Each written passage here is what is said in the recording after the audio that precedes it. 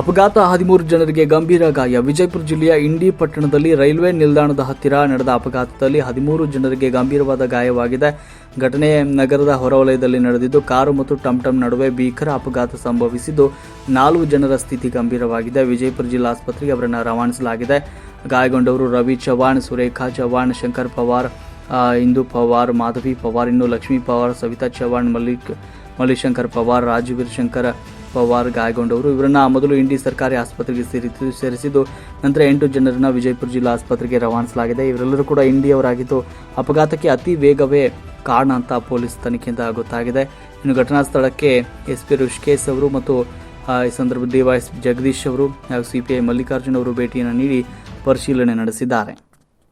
ವರದಿ ಶಿವರಾಜ್ ಭಜಂತ್ರಿ.